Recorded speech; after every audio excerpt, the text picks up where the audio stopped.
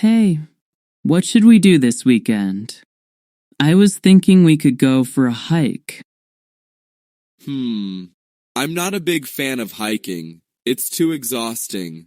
I would rather watch a movie or hang out at a cafe.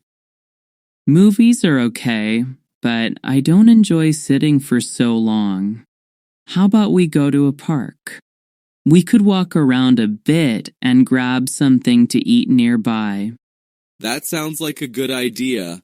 I like parks, and we can take some snacks too.